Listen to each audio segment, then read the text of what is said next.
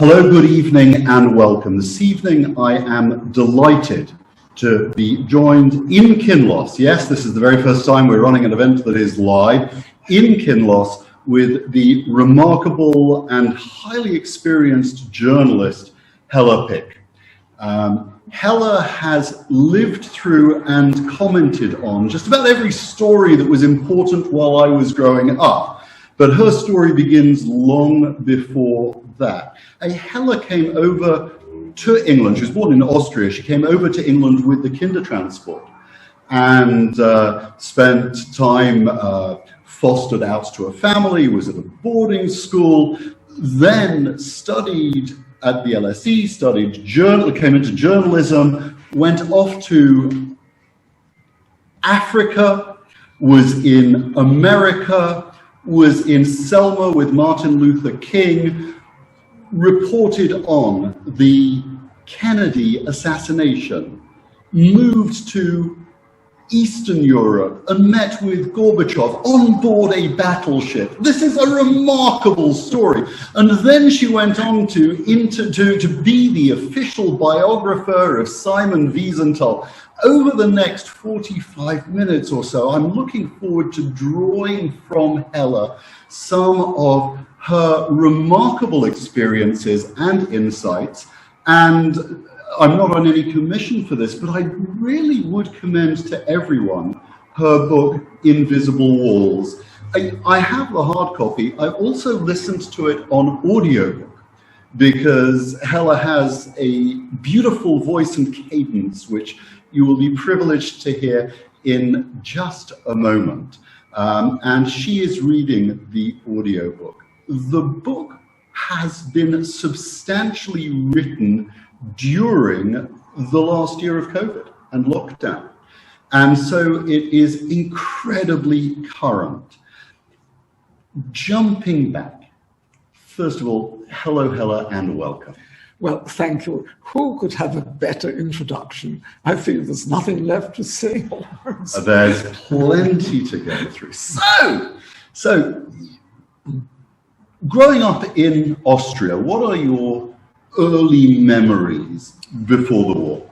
Well, unfortunately, I have to say that my memories of my Viennese existence are very, very small indeed.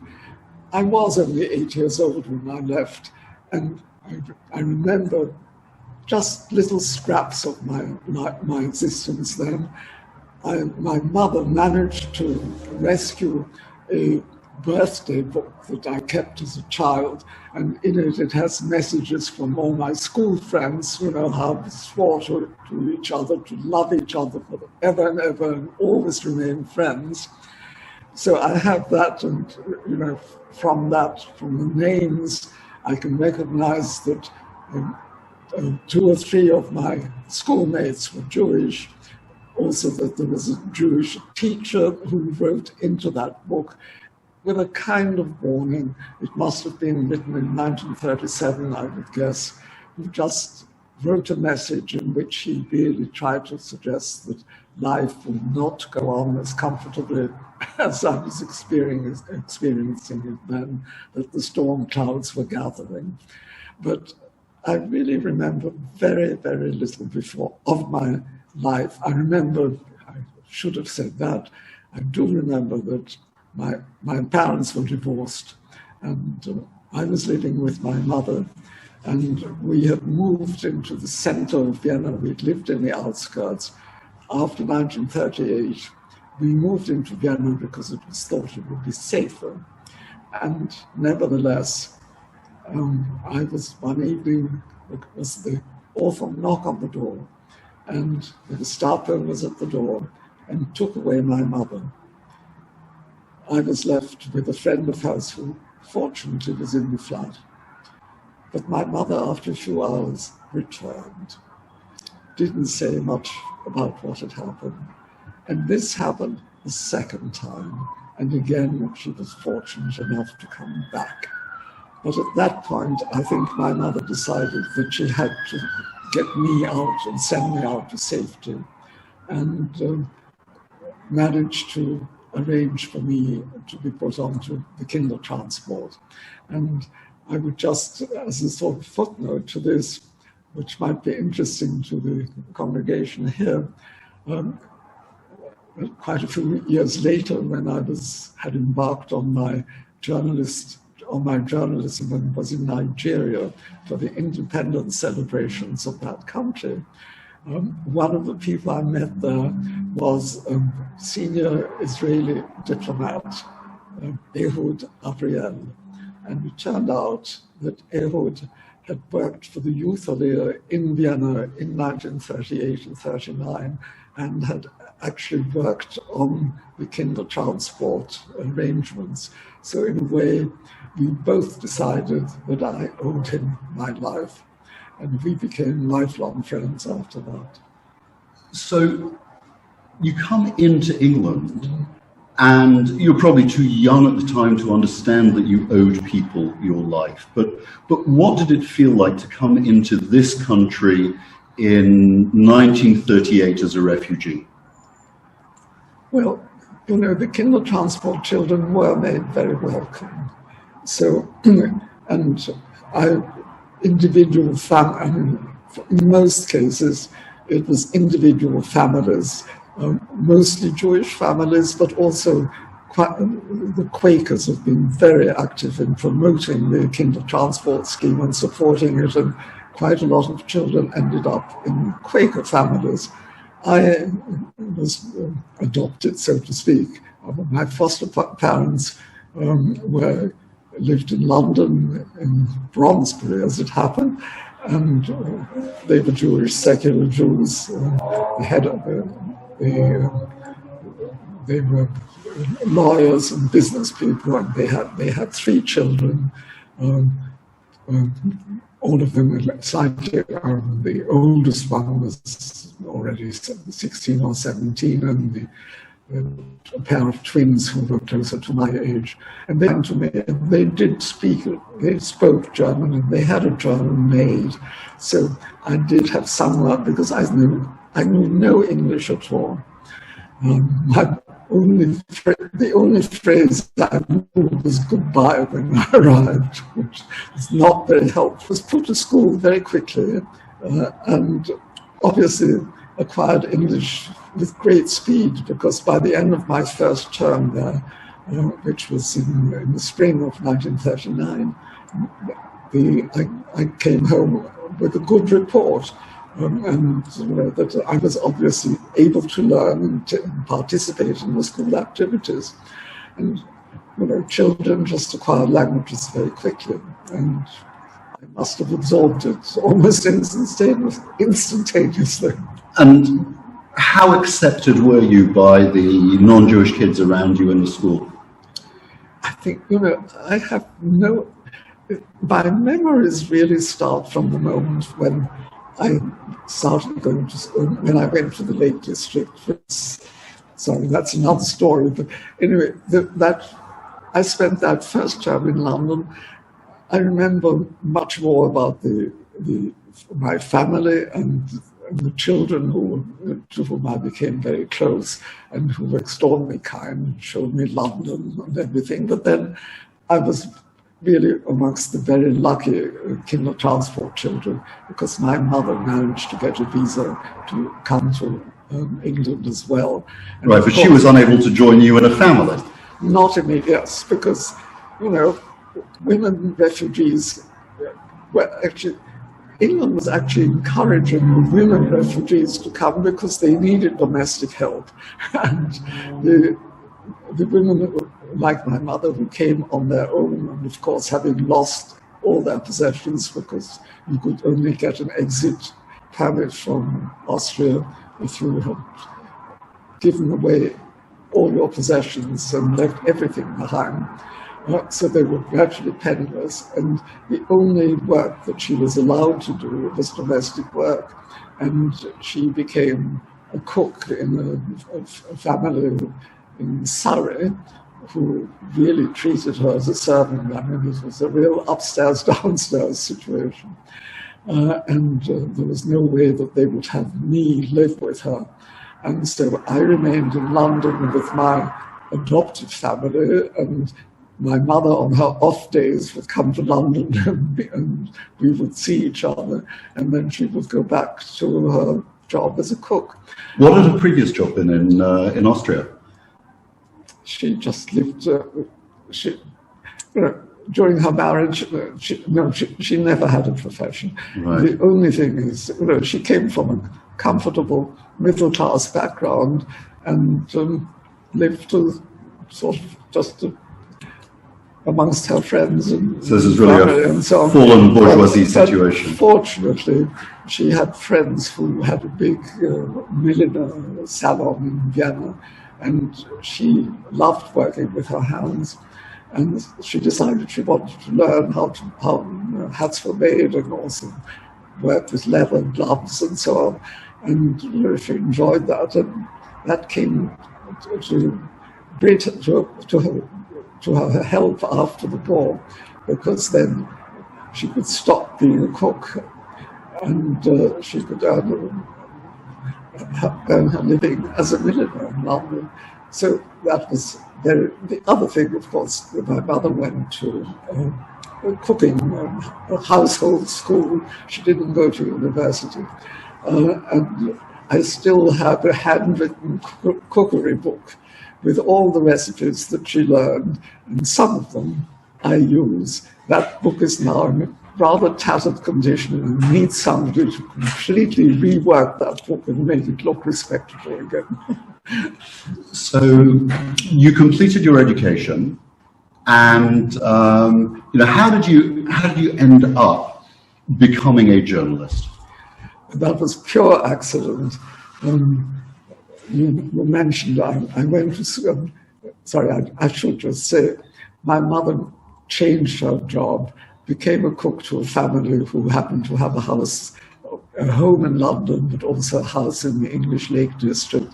And my mother and I ended up in the Lake District. She had to work as a cook throughout the war, but I was able to live with her, and I went to a private school, which was essentially a boarding school for girls, but they had a few day pupils, and I was one of the day pupils. And while I was at that school, my foster parents wanted me to stop schooling at 16 and take a secretarial course and start earning my living. I refused. I said, I want to stay on at school. The school wanted me to stay on because I was obviously a good student, and they enabled me to stay until I matriculated, as it was called in those days anyway, and then got a place at the London School of Economics. When I finished there, I was still not quite certain what I really wanted to do. For a time, I worked as a research assistant for one of my LSE professors. Then I got a job with an organization called the Colonial Development Corporation, and did market research there, which sort of taught me a certain amount about Africa, which was then useful, which came in very usefully afterwards. But I realized I didn't really enjoy doing 9 to 5, a job 9 to 5. I wanted something that had greater flexibility attached to it. And I started looking around, and one day answered an advertisement in the Statesman for a commercial editor of a weekly paper published in London called West Africa. And I got the job, and that is how I became a journalist. It was not that I planned to be a journalist. It was not like so many young people today think that a career in media is the most wonderful thing in the world. I literally fell into it by accident. But of course, I've never regretted it. And this was a job that took you into Africa. That's right. The West Africa, this magazine, at the time belonged to the Daily Mirror, and they also had daily papers in what was still then the 4 British West African colonies, who were all in the process of negotiating their independence. And I I would not be expected just simply to write about trade and economic affairs in West Africa, but to start writing about the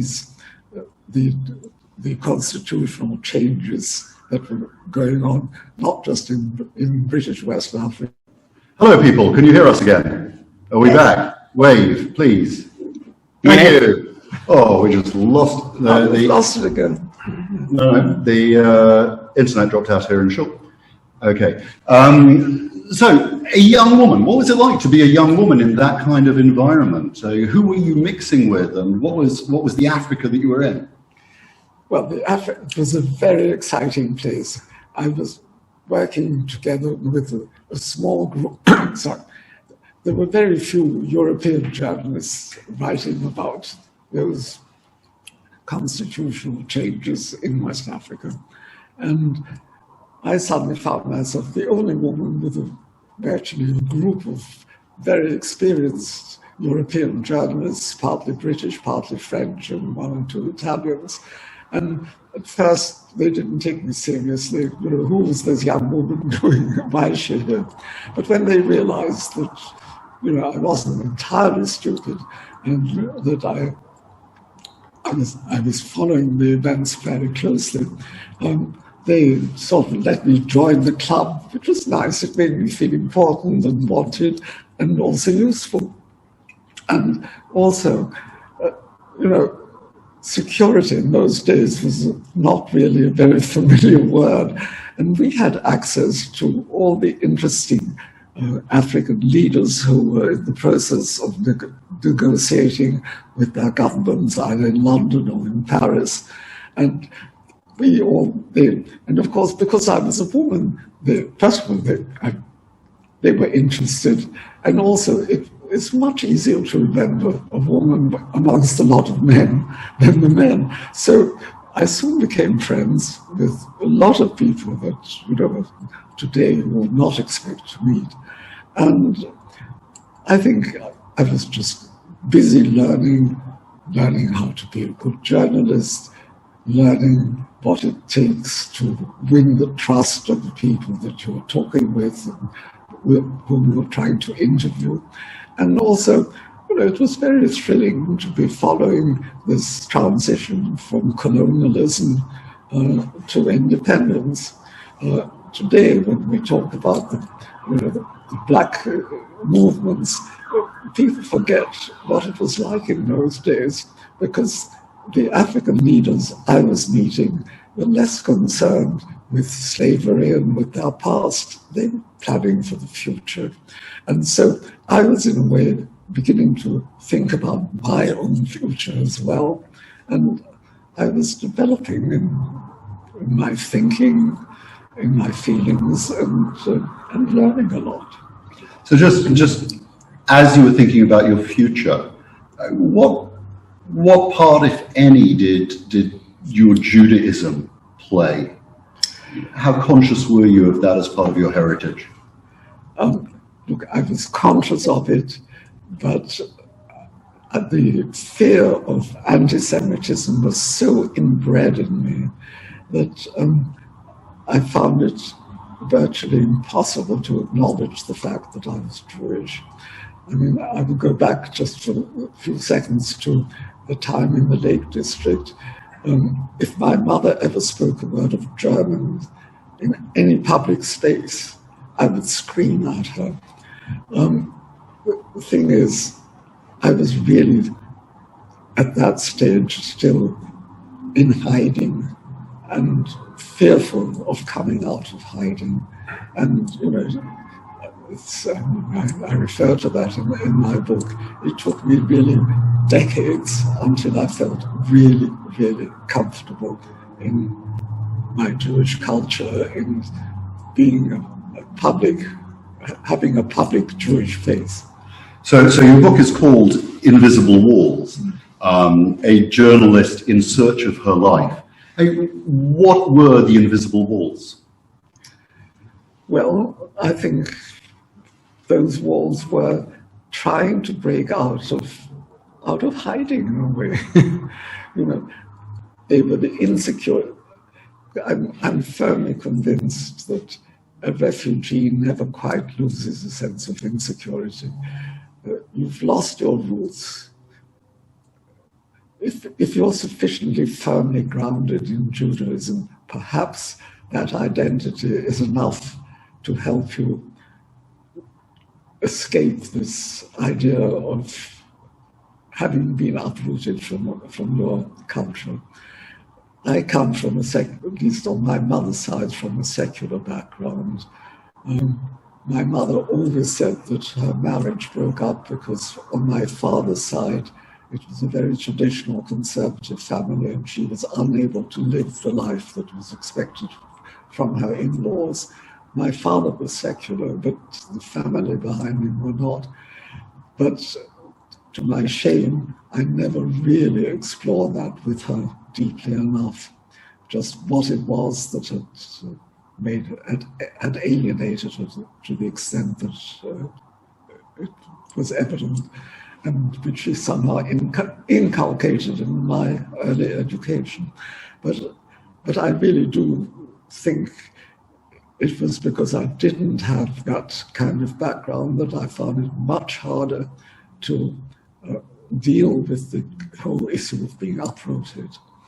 But I started learning all those lessons much, much later in life. So what was it that triggered a sense of Jewish identity later and helped to reconcile you a little? Well, partly because,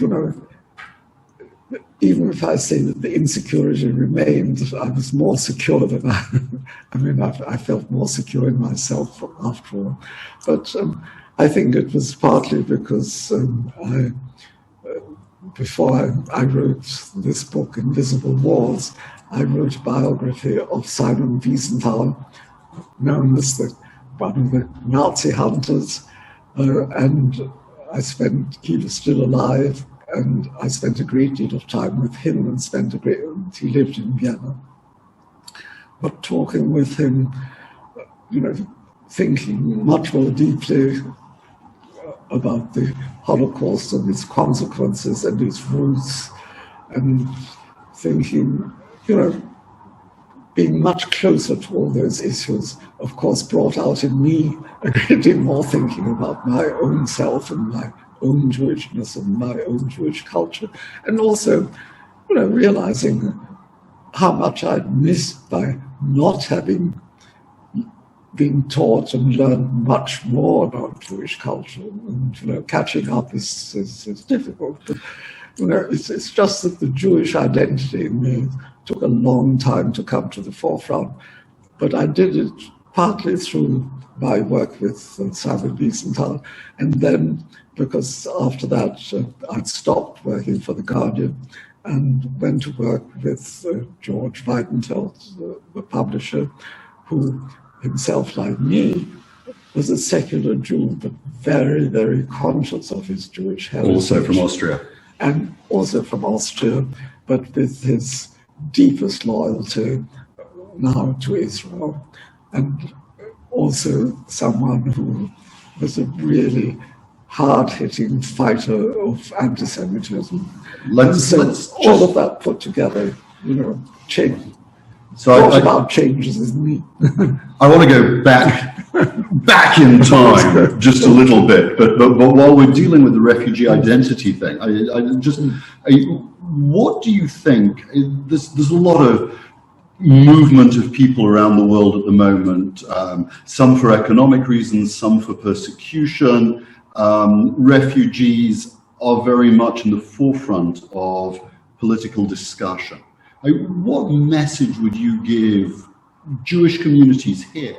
And what message would you give our governments about what we should be doing to reach out to refugees and to acclimatize refugees?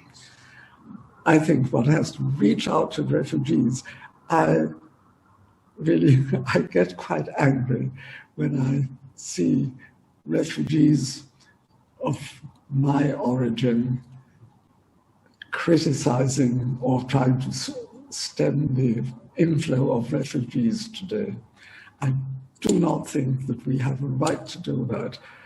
okay, we may come from different backgrounds, we may find it easier to acclimatize in this country, but it does not justify saying we must keep out these new people. I realize there's a limit to the number of people that you can take in as migrants, but I certainly think that Jews, it is not their business to try and prevent people from coming to stand with our dreadful Home Secretary and support her view of how to deal with migrants. I feel very strongly about that. I mean, I think refugees have to recognize that nobody really wants to flee their own country unless there's some good reason for it. You were in Selma, Alabama, when Martin Luther King began his march to Washington. Another very important civil rights story. What was it that took you to America? Let's just get there very quickly. But what was it like to be in America at that time? Well, what took me to America was the fact that I'd started to work for The Guardian. The Guardian made me first their UN correspondent and eventually Washington correspondent. To be in America at a time when the whole issue of voting rights for American Africans had finally become real, and change was in the offing. It was great. It was wonderful to be there to witness this. But of course, it was tough, and what I find very sad is, having finally got their voting rights, at the present time, a lot of the states in America, again, trying to cut back on the voting rights for African Americans. And, I think it was at the time to be in Selma, to watch the enthusiasm of the march and to listen to Martin Luther King. You really felt that change was finally coming to the South in America. And you put your life strangely at risk on that day. Yes, because I was ignorant. At least I hadn't realized how dangerous it could be. I had a car during the march.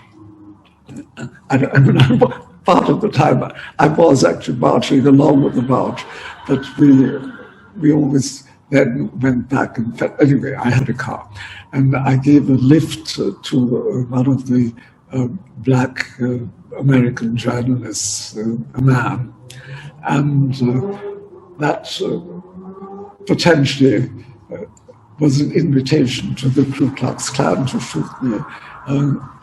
I discovered a day after I'd done that a white woman who'd given a lift to some of the demonstrators, some of the black American demonstrators, was shot and killed, and it could just as well have happened to me. But fortunately, I didn't even realize that I was risking my life. So in America, working for The Guardian, you were under the wing of somebody who was one of my great heroes growing up, and that was the late and great Alistair Cooke. For people of my generation, Alistair Cooke was a commentator in America. For people around today, Alistair Cooke is an English cricketer, and they are two different Alistair Cookes. But tell me about the young Alistair Cooke. Well, he was already a mature Alistair Cooke. He was a mature Alistair Cooke then. He was wonderful. I mean, I always felt that he was my true mentor in terms of really teaching me how to be a good journalist. But he was a lovely man to know, and I had the great privilege that, because he always wrote that letter of America in the middle of the week, and he recorded it on Fridays, but on Wednesday evenings, if I was in New York, and I would go to see him for a drink around 6 o'clock in the evening, and he would read out to me the letter from America that he had just drafted. And so I got a sort of little dress rehearsal of that broadcast. And then, as it happened, the producer of the letter from America later became the wife of one of my very close friends. And she, because I never went to the studio, but she told me in the studio, he was always absolutely word perfect, always had written just to the right length. He never overran, they never had to cut anything. And, and his delivery was always, the thing about his letters was, if you followed them, it started off in one place and it would end up somewhere quite different. And he'd strung it all together into a wonderful tale. But he also taught me the most important thing for a journalist. He always said, if you're writing an article, if you don't, in your first paragraph, tell your readers what all this is about, you've lost them. So it's a very good lesson that you have to be able to demonstrate what you're about to write about. Clearly, rabbis delivering sermons need schooling in this. Right? It's all right to move from one place to another, but at least tell them where you're going at the beginning. Exactly. So what were the other skills that he or insights into journalism that he imparted? Well, that nothing comes easy. That you really have to work at it. You don't just sit down and write it. You have to talk to people, you have to read a lot, you have to follow things, and you've got to have good political antennae. And of course, he had incredible writing skills. I mean, his descriptions of events, I think, were quite unique. So, political antennae are one thing. How did you find being a woman in journalism in America at a time when at the end of receptions, women left the room to leave the man to discuss business? Well, that was only in British embassies. Don't forget that, the women's movement feminism was extremely active during my time there. And, I met people like Gloria Steinem and so on. So, I was familiar with what was going on. For me, I'm not much of an organization person, so I didn't join the movement per se. I've worked more by example, if you like. But I found, and I think, most women journalists of that, certainly of that period, because there were so few of us, would tell you the same thing, that, if we were any good at all, we stood out because there were so few of us, so people, remembered us more easily. Because I mentioned this was happening in Africa, but of course it happened just the same in America. Amongst a group of male journalists, if you have 2 or 3 women in that group, on the whole, people will tend to remember you more easily, unless you're doing something particularly foolish. But of course, it had its hazards and its challenges as well. And there were times when you felt very excluded because you were a woman. And, the only real sort of help then was that, women helped each other. I mean, for instance, when I was the United Nations correspondent for The Guardian, there were 2 or 3 other very good women journalists working, also based in the UN building, and we helped each other a lot. We gave each other our insights, and even though we were all competing against each other, we were also cooperating, and the women always did. We were very collegial. You interviewed a large number of world leaders and significant characters. You met Kennedy, interviewed Tito, Ceausescu. Who is the most impressive leader that you met and interviewed in 92 years of meeting people? Everybody asks me this question. It's difficult to give them, because each in his own way was interesting. It really depends on the environment, the setting. I mean, I could tell you about one person that I would immediately exclude from this group is Ceausescu, the president of Romania, who was one of the most awful people and the worst liar, I think, that I've ever met. But anyway, but I think amongst the leaders that would have impressed me most, when you mentioned Gorbachev, certainly Kennedy. I always include Willie Brown in my life as a special person, because he really helped me to come to terms with Germany in a way that nobody else did. Just to be sort of, I will have Gorbachev, I will have Willie Brown, I will have Kennedy, I would have I never actually met him, I just saw him from a distance, President Johnson, because I think he really did more for the Black African community in terms of giving them the voting rights, getting that through the Congress, the voting rights bill, really was a crucial event in the development of the relationship. So I would certainly include him. But, there were so many others. I mean, Tito, to me, was a very impressive figure, very flawed, but then, most leaders are flawed.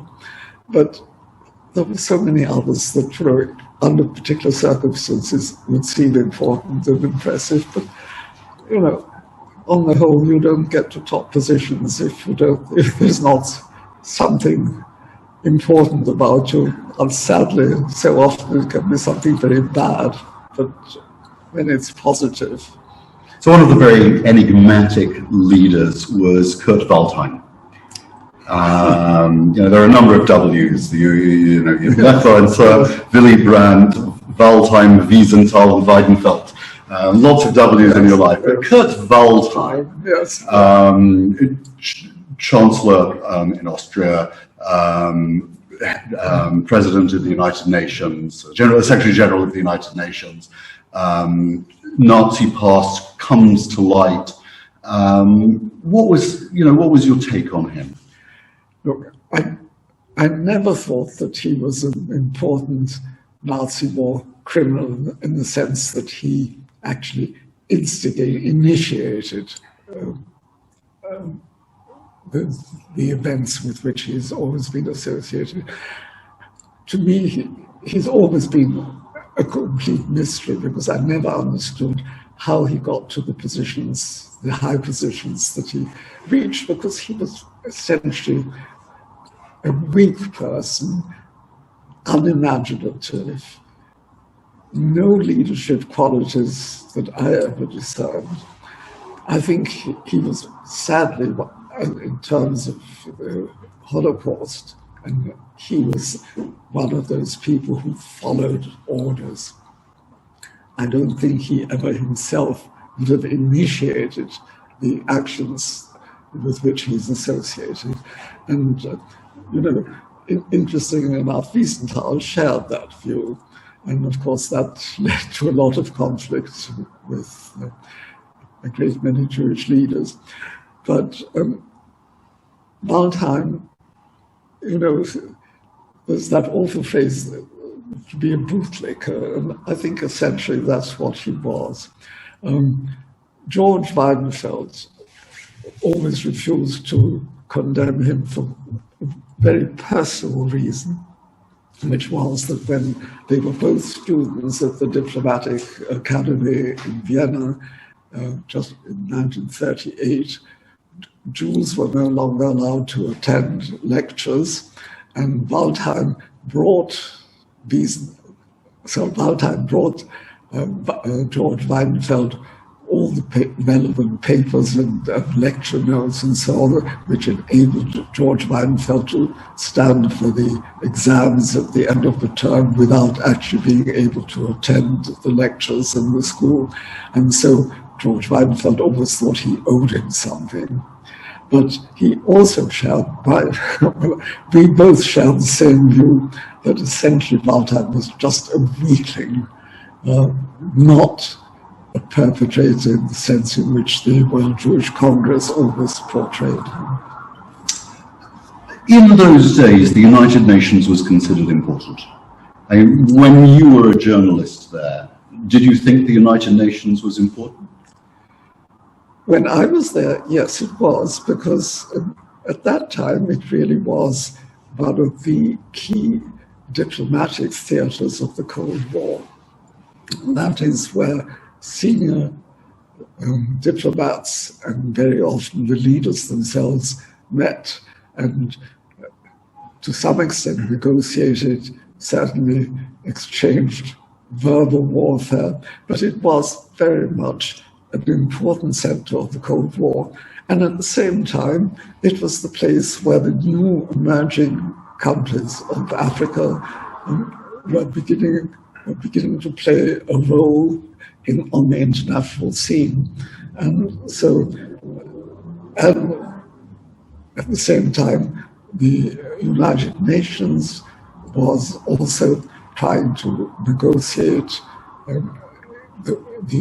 over the war in the Congo, over the independence of Rhodesia, over apartheid in South Africa. All of those issues were being played out and debated and to a degree negotiated within the confines of the United Nations. So for a journalist, it was a great place to be in. You know, today it's unimaginable that major news organizations would keep senior correspondents posted at the United Nations. In my time, we were really serious bunch of journalists covering the UN. And I mean, I would have stories in the paper day after day after day. So, no, it was very, very different. But do you think it matters at all today? Yes, I think it still matters. I think the Security Council, for all its inability to reach important decisions, still matters. And there is the UN development work. The UN is now, will, I think, continue to play an important role in environmental issues. There are so many issues that go way beyond the nation state and way beyond the regional organizations, and where the UN can still play a role. And then don't forget UN agencies like the High Commission for Refugees. All those bodies are still doing useful work, and they certainly need to be supported. Willie Brown, how did he change your views? Just by talking with me, talking about his views, his morals, his ethics, his view of the world. So what was his background? His background is pretty well known, but he himself was a refugee during the war and came back. But the important thing about Willie Brown is that he understood the key aspects of contemporary German history, he understood the need to teach Germans to understand just how deeply involved they had been in the Holocaust and how they had to relive that experience, had to understand the fundamental change, not just in the political system, but above all in their morals, in their ethics, had to be taught in the schools and had to be driven home to every single German citizen. And I think he also taught by example. So to face up to their past.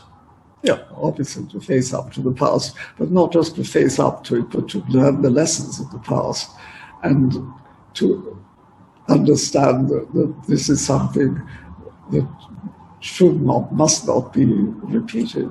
And I know that the far right has still not been stamped out in Germany, but at least they now have the legislation in place. They have the educational instruments in place to try and really do their best to keep the far right to a minority which cannot damage the body politic of Germany too. Invite anybody who's got any questions, please, to type them into the chat on the Zoom. You talked about Germany facing up to its past, and one of the things when I've been on tours or spoken with people, they say that Germany actually has done that, but Austria has not. People feel uneasy going back to Austria. You've actually been back to Austria, and you see yourself, a lover of its vibrancy and its culture. It feels a little bit like home to you. What do you say to those people who say Austria never addressed its past? Well, I think to some extent you're right. In Germany, Holocaust teaching has become a hugely important element of education. In Austria, Holocaust teaching does happen, probably not with as much emphasis as in Germany. But I think, in a way, I can't justify the fact that I feel comfortable in Austria, but I do. Look, if you ask me whether I have personally experienced anti-Semitism as an adult in Austria, my answer would be really no. I hate that phrase, I have many friends in Austria, but other people say I have many Jewish friends. But the fact is, I have made friends with quite a large number of Austrians that I've come to know, partly because Austria was part of my parish for a time. I was reporting on Austrian politics. The Guardian used to have sort of special editions of various countries of Europe, and Austria was always one of them. And I spent a lot of time writing articles about the economics and culture of Austria and so on.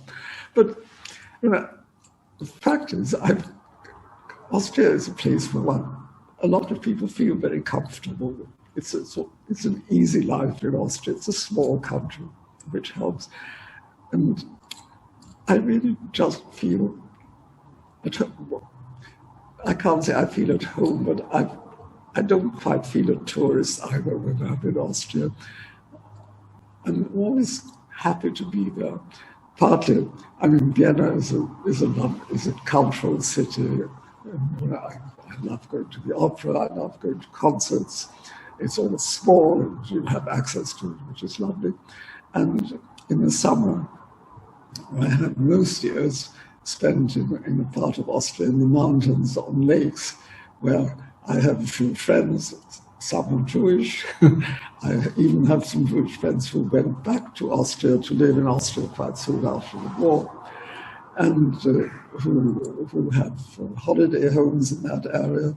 And so, it's just an easy, comfortable place to be in. But, you can say there's no logic to saying it took me longer to reconcile myself to Germany than to Austria. But then, I still see Germany as the prime source of the prime initiator of the Holocaust, rather than, even though Hitler was in Vienna. So, there's no logic to this. You won't appreciate this. A couple of years ago, when Jeremy Corbyn was the leader of the Labour Party here, people were talking about anti-Semitism within the Labour Party and a growth of anti-Semitism that made them fear that this was as bad as it had been since the 30s. For somebody like me, I've got just no way of understanding that. I hear stories, but you can talk about. No, I can't, because I don't. I also think this is. I can't. This fearfulness. I can't share it. You don't think it was there? No. Of course, no doubt about anti-Semitic elements in the Labour Party.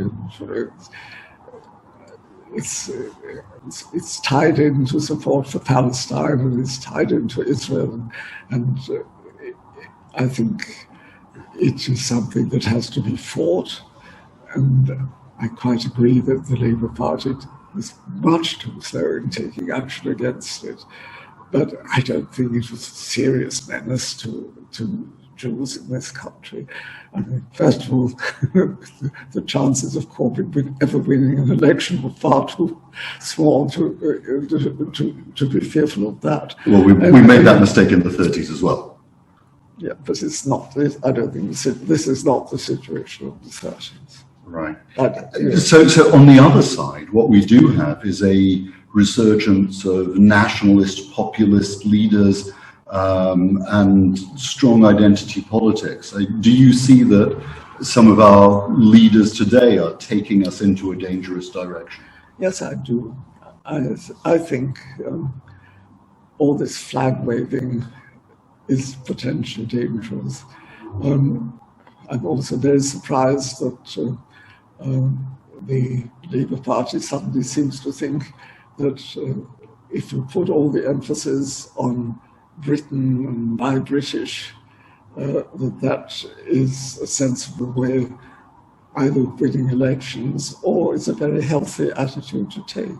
And we're living in a very interdependent world, and I think this narrow focus on patriotism, there's such a narrow divide between patriotism and nationalism and extremism. It's how to separate those three and just keep the healthy part of being proud of your citizenship and your country without having this kind of excessive patriotism, nationalism attached to it. I mean, that's where I think, that you get this sort of concept of exclusiveness, which is one of the root causes of antisemitism. Invisible Walls, a journalist in search of her life. Did you find your life?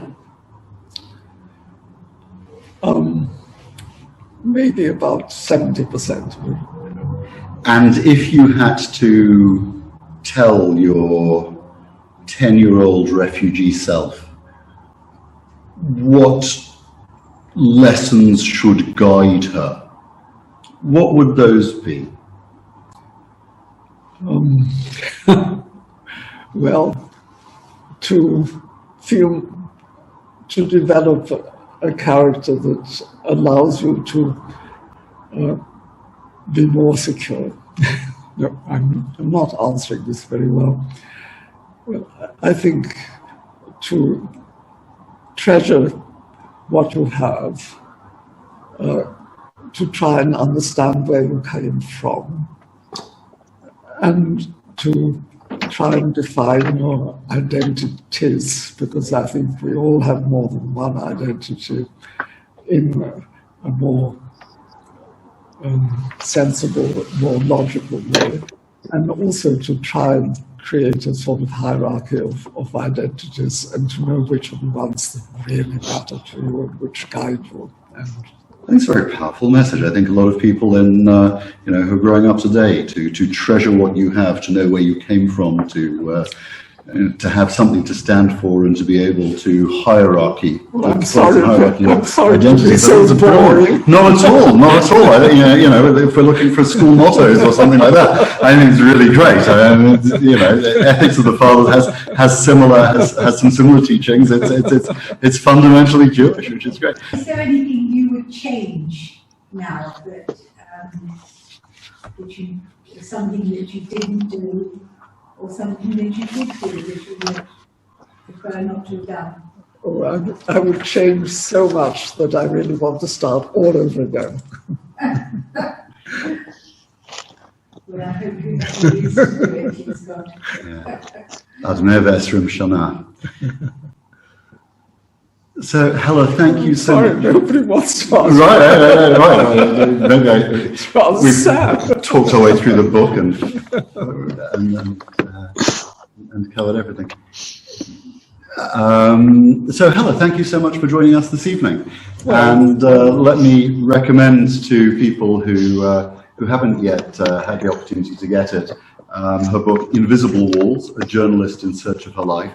I didn't want to talk through all of the fascinating anecdotes because otherwise there'd be no point in you reading it. But please do, and please do enjoy her rich insights and contribution to the world of journalism. Hella, thank you so much for joining us this evening. We wish you ongoing strength and good health, and may you continue to inspire us with your vision. Thank you. Well, I want to thank you very much indeed for tolerating me and asking such interesting questions and challenging me. Thank you very much indeed. Thank you very much. Thank you all.